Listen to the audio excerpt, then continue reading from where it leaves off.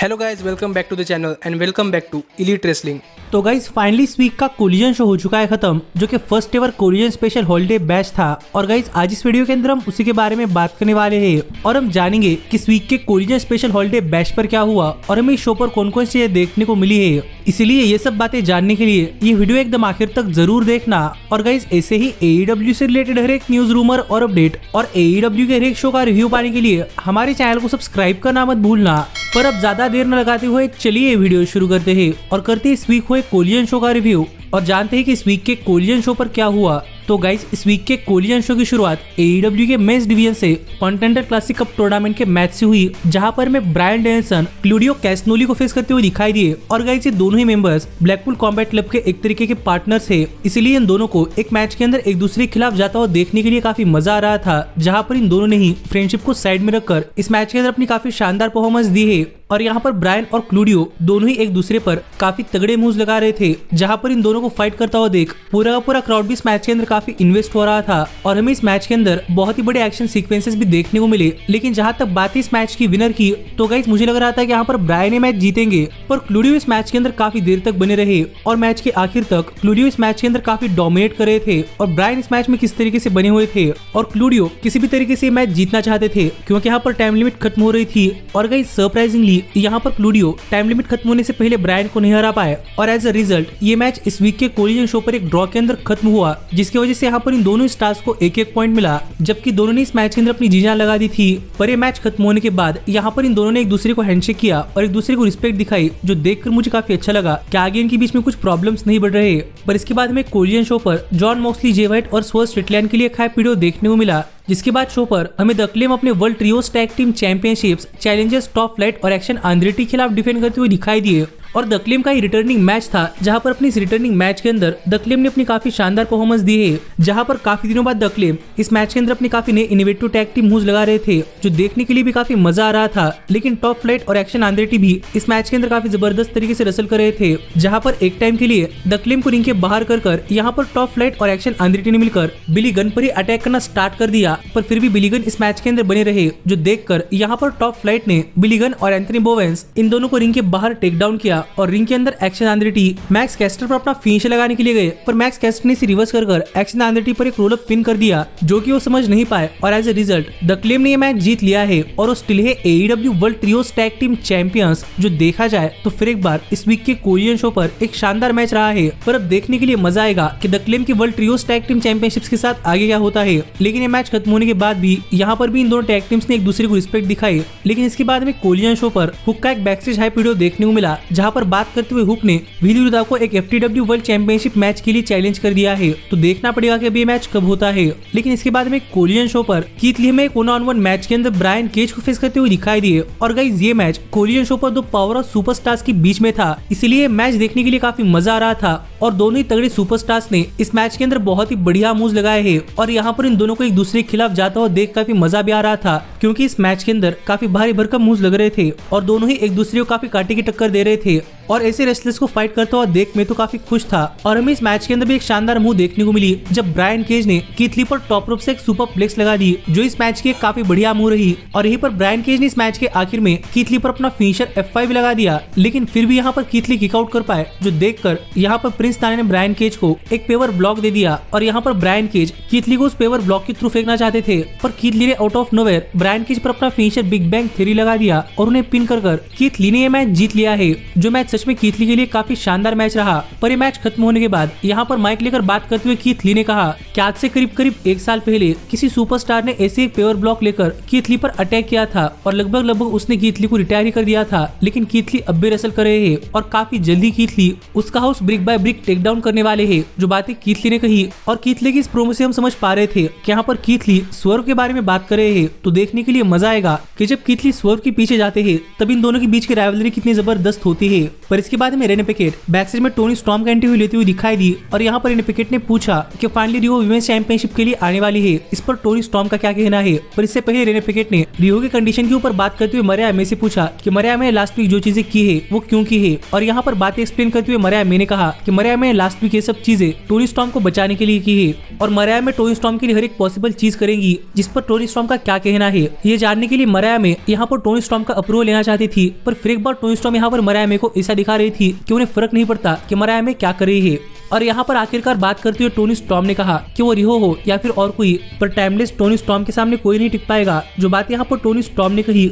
और वो यहाँ चली गई तो देखने के लिए मजा आएगा कि बाकी इनके बीच में क्या होता है, क्योंकि यहाँ पर टोनी स्टॉर्म अपनी काफी बड़ी फैन यानी कि मरिया को डायरेक्टली इग्नोर ही कर रही है। पर इसके बाद हमें कोरियन शो पर फादर ऑफ द ईयर यानी कि क्रिश्चियन केज आते हुए दिखाई दिए और यहाँ पर इनके अंदर आकर बातें करते हुए क्रिश्चियन केज ने कहा कि क्रिश्चियन केज और एडम कोपलर यानी कि एज के मैच के बाद काफी सारे लोग जानना चाहते हैं कि उस मैच के अंदर क्यों निक वेन की मदर ने क्रिश्चियन केज का साथ दिया। और क्रिश्चियन केज इस सवाल का जवाब नहीं देंगे, बल्कि इस सवाल का जवाब देने के लिए क्रिश्चियन केज शेना वेन को ही बुलाने वाले हैं। जो बातें क्रिश्चियन केज ने कही जिसके बाद निक वेन की मदर यानी कि शेना वेन यहाँ पर आ गई, जहाँ पर पूरा का पूरा क्राउड उनको काफी बू कर रहा था। और ये देखकर शेना वेन ने कहा कि क्राउड को पता नहीं कि इसको बू करना चाहिए और किसको चीयर करना चाहिए, क्योंकि क्राउड को शायद याद ही नहीं कि शेना हमेशा से निक वेन का ही साथ देने वाली है, क्योंकि निक वेन उनके बेटे हैं। और एज ने शेना के सामने निक वेन पर अटैक किया था, इसलिए शेना एज पर काफी गुस्सा थी, क्योंकि माना है क्रिश्चियन केज ने निक वेन को अपने विंग के अंडर लिया है, लेकिन अब तक क्रिश्चियन केज ने कभी भी निक वेन पर अटैक नहीं किया, पर एज ने वो किया था। इसलिए शेना वेन ने क्रिश्चियन केज का साथ देते हुए एज पर अटैक किया, क्योंकि फाइनली शेना वेन को पता चल चुका है कि क्रिश्चियन केज निक वेन के लिए काफी केयर करते हैं, जो एक वैलिड रीजन यहाँ पर शेना वेन ने बताया। लेकिन इसके बाद यहाँ पर बात करते हुए क्रिश्चियन केज ने कहा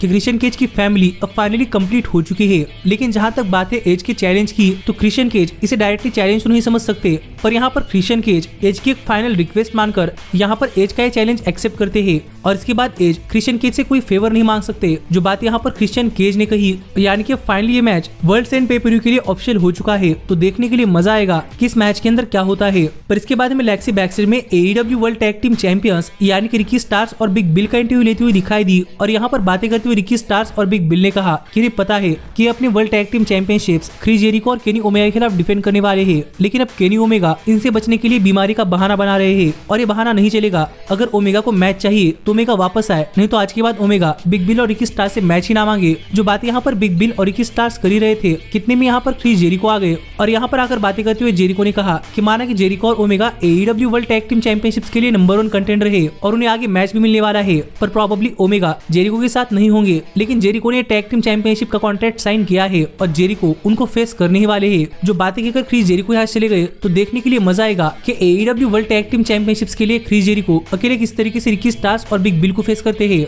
पर इसके बाद में AEW के कोरियन शो पर कॉन्टिनेंटल क्लासिक कप टूर्नामेंट का एक और मैच देखने को मिला, जहां पर हमें गार्सिया ब्रॉडी किंग को फेस करते हुए दिखाई दिए। और अगर यहाँ पर हम बात करें इस मैच की, तो गाइस इस पूरे के पूरे मैच के अंदर शुरुआत से लेकर आखिर तक ब्रॉडी किंग ने गार्सिया पर काफी जोरदार अटैक किया और यहाँ पर ब्रॉडी किंग गार्सिया पर एक से बढ़कर एक तगड़े मूव्स लगा रहे थे। लेकिन गार्सिया किस तरीके से इस मैच के अंदर बने हुए थे और वो भी कई बार इस मैच के अंदर अपना कमबैक करने का ट्राई कर रहे थे। लेकिन जब आखिरकार ब्रॉडी किंग अपने फिनिशर के लिए जा रहे थे, तब गार्सिया किस तरीके से इस मैच के अंदर अपना कमबैक कर पाए और गार्सिया ने 1-2 मूव्स भी लगाए। लेकिन फिर भी ब्रॉडी किंग ने आउट ऑफ नोवेयर गार्सिया पर एक के बाद एक 3 मूव्स लगाकर उन पर अपना फिनिशर भी लगा दिया। लेकिन फिर भी गार्सिया किक आउट कर पाए, जो देखकर इस मैच के अंदर पूरा का पूरा क्राउड गार्सिया के लिए चीयर कर रहा था। और गार्सिया किक आउट देखकर यहाँ पर ब्रॉडी किंग भी काफी सरप्राइज थे और यहीं पर ब्रॉडी किंग गार्सिया पर पावर बम लगाने के लिए गए, पर गार्सिया ने इसे आउट ऑफ नोवेयर एक रोल अप पिन के अंदर कन्वर्ट कर लिया, जो ब्रॉडी किंग समझ नहीं पाए। और यहाँ पर फाइनली गार्सिया ने कॉन्टिनेंटल क्लासिक कप टूर्नामेंट के अंदर कोई मैच जीत लिया और ब्रॉडी किंग को हराकर गार्सिया ने इस मैच के अंदर 3 पॉइंट्स अपने नाम कर लिए, जो देखकर ब्रॉडी किंग काफी सरप्राइज और शॉक थे। लेकिन यहीं पर ब्रॉडी किंग गुस्से में गार्सिया की तरफ जा रहे थे,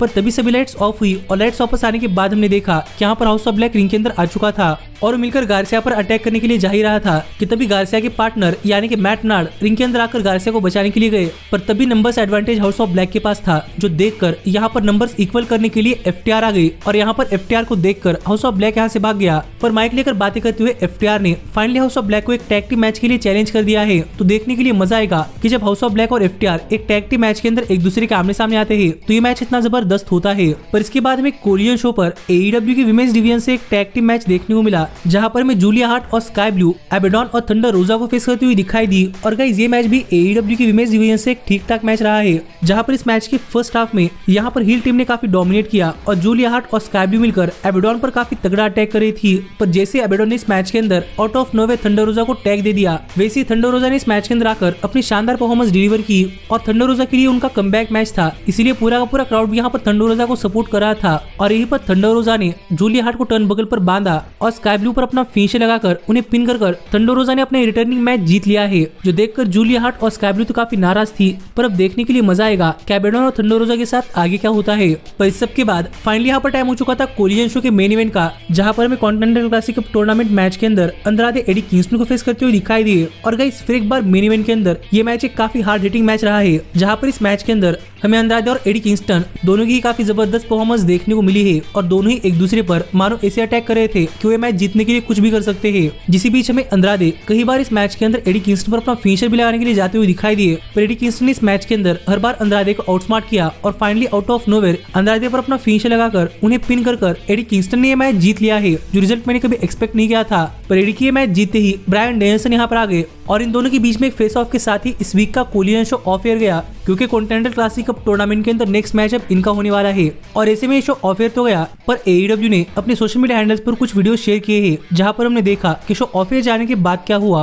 और यहाँ पर ब्रायन एडी किंगस्टन के सामने आकर उनकी तरफ पीट कर खड़े हो गए, मानो कि ब्रायन एडी किंगस्टन को जरा भी रिस्पेक्ट नहीं करते। लेकिन यहीं पर माइक लेकर बात करते हुए एडी किंगस्टन ने कहा कि ब्रायन जो भी कर ले, ब्रायन कभी भी एडी किंगस्टन से भाग नहीं पाएंगे। और एडी किंगस्टन को पता है कि ब्रायन एडी किंगस्टन को लो लाइफ या फिर अंडरवर्ल्ड की तरह देखते हैं, लेकिन एडी ब्रायन को बताना चाहते हैं कि वो अंडरवर्ल्ड के किंग है। और एडी जो ब्रायन का हाल करेंगे वो देखने के बाद ब्रायन विश करेंगे कि ब्रायन अंडरवर्ल्ड से भी काफी नीचे लेवल पर हो, जो बात यहाँ पर एडी किंगस्टन ने कही। लेकिन यहीं पर बात करते हुए ब्रायन ने एक सिंपल स्टेटमेंट कहा कि एडी किंगस्टन ये एक फ्रॉड और एक डम है, यानी कि बॉटम लेवल के इंसान है, जो कहकर ब्रायन यहाँ चले गए। जो चीजें भी इस वीक का कोलिजन ऑफ एयर जाने के बाद शो ऑफ एयर जाने के बाद हुई है, जो बात मुझे लगा कि आपको अभी बता देनी चाहिए, जिस पर आपका क्या कहना है आप मुझे कमेंट कर बताइए। और आपको ये शो कैसा लगा? पर सच में ये शो काफी शानदार शो था। और आप ऐसे ही AEW से रिलेटेड हर एक न्यूज, रूमर और अपडेट और AEW के हर एक शो का रिव्यू पाने के लिए हमारे चैनल को सब्सक्राइब करना मत भूलना। पर अब मैं मिलता हूँ आपसे अगली वीडियो के अंदर, पर तब तक stay healthy, stay happy and keep watching elite wrestling. Hey, did you like that video? Click the screen for more. And where do you think you're going? Check out our official merchandise page and to support the entire cast. And thanks so much for being the elite. The elite, the elite. What, Nick, you're not going to sing it all with me this time?